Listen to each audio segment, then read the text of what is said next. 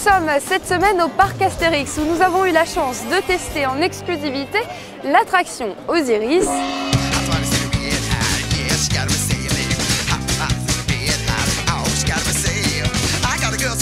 À plus de 30 ans qu'ils chantent ensemble et ils sortent leur nouvel album Folila, le duo malien Amadou et Mariam est dans le question-réponse.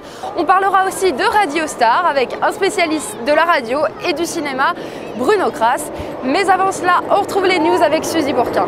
James Bond aime toutes les jolies femmes. Cette fois, c'est la grecque Tonia Sotiropoulou, mannequin et actrice, qui sera au bras de Daniel Craig dans Skyfall, actuellement en tournage. Le deuxième volet très attendu d'Avatar a pris du retard. La suite du film de James Cameron est reportée en 2015. Et oui, car le réalisateur est un homme du genre hyperactif. Après une plongée au fond du Pacifique, il s'est penché sur la conversion de Titanic en 3D. Mais surtout, Avatar 2 réclame des prises de vue sous-marines, un travail titanesque. La chanteuse britannique voulait garder l'info secrète, mais c'était sans compter sur les paparazzi. L'un d'eux a surpris la pop star en flagrant délit de pose aux abords d'un studio d'enregistrement.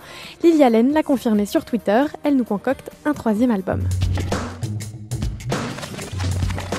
Europe1.fr a sélectionné pour vous 3 films dans les sorties de la semaine: Battleship, Plan de table et Radio Star.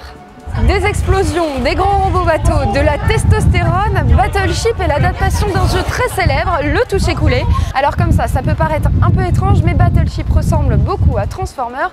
À noter les débuts de Rihanna sur grand écran. Où est le capitaine? Il est mort, monsieur. Qui est le plus haut en grade? C'est vous. Ils ont créé une sorte de bouclier. Mon radar est à sec. Il semble impénétrable. Nous avons 3 destroyers portés disparus. Continue à tirer.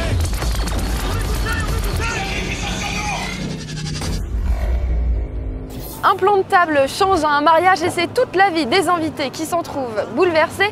Quiproquo, dilemme amoureux sont les ingrédients de cette comédie pour filles. À noter qu'on y découvre une Audrey Lamy attachante, bien loin de son rôle dans Scène de ménage. Petite princesse! Antoine, c'est comme mon vieux portable. Je le garde en attendant le prochain modèle. Je suis libre. Moi non. Vous n'avez jamais entendu parler de moi. Mes photos font le tour du monde. Bon, ok, là j'ai un peu le droit de m'emballer. Grâce à lui, je vais être en couverture de Vogue. Ou à Pop sur Internet. Radio Star raconte le quotidien d'une équipe d'animateurs radio de la matinale de Blast FM. Le jour où les audiences sont en chute libre, la station décide d'envoyer l'équipe sillonner les routes de France pour reconquérir son public. Bruno Kras, bonjour. Bonjour. Alors, Radio Star, c'est un film choral où chacun tient vraiment un rôle sur mesure et où personne ne tire la couverture à soi. C'est vrai parce que c'est un film de bande et de jeunes. Tous les acteurs sont bien autour de Clovis Cornillac, de Douglas Attal et de Manu Payet. Mais c'est vrai que chacun a un petit rôle et personne n'a une présence supérieure à l'autre en fait. C'est aussi une comédie très moderne avec des dialogues qui sonnent vrais. Et pourtant, c'est un premier film pour Romain Lévy. Oui, c'est vrai, c'est un premier film qui réussit. Il y a des petits défauts parce qu'un premier film, on ne peut pas être parfait. Mais il y a des dialogues qui sonnent jeunes. Le style est assez décoiffant. C'est-à-dire qu'on a l'habitude un peu en France des comédies parfois un peu plan-plan, des petites comédies sentimentales. Là, on sent que ça a été écrit par un jeune, tourné par des jeunes, joué donc par des jeunes, et c'est drôle, il y a des scènes d'anthologie qui resteront un petit peu cultes, hein, comme la rencontre, mais j'en dirai pas plus, avec un rappeur qui est dominé par sa jeune femme, et c'est un morceau vraiment d'anthologie. Radio Star est une réussite critique puisqu'il a obtenu le Grand Prix au Festival de l'Alpe d'Huez, et il risque aussi d'être une réussite publique, peut-être même le prochain Intouchable. Prochain Intouchable, c'est difficile à dire parce que Intouchable, avec ses 19 250 000 spectateurs, il a touché tout le monde. Un peu comme Titanic, un peu comme Les Ch'tis, de 7 à 77 ans. C'est-à-dire que les gens se passaient le mot et même les personnes âgées qui vont peu souvent au cinéma sont allés voir Intouchable. Tout le monde est allé voir Intouchable. Radio Star vise un public quand même plus jeune. Les gens sentent au titre du film que c'est un film de jeunes qui parle de la bande FM, je pense que s'il fait 2-3 millions d'entrées pour un premier film, ce serait déjà un superbe succès. Merci beaucoup Bruno. Et après le cinéma, place à la musique avec Amadou et Mariam dans le question-réponse.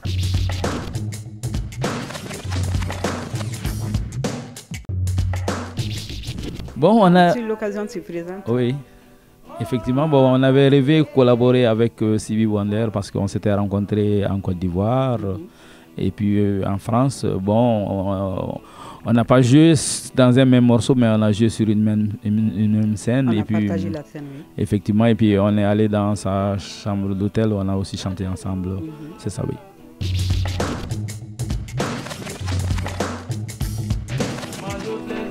Il y a plusieurs. Quand on est avec le public. Les moments, les trans musicales de Rennes, ça c'était un moment fort. C'est vrai. Et quand aussi on était au Rock and Rio, on a eu des ovations, comme on dit, là. En Argentine aussi.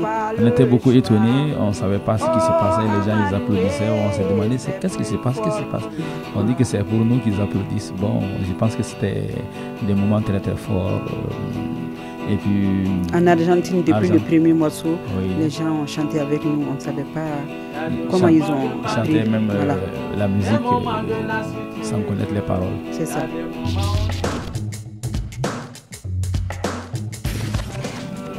On a un album de Pink Floyd, ça, Money. Là où il y a Money. Ah, ça, c'est vrai, Money.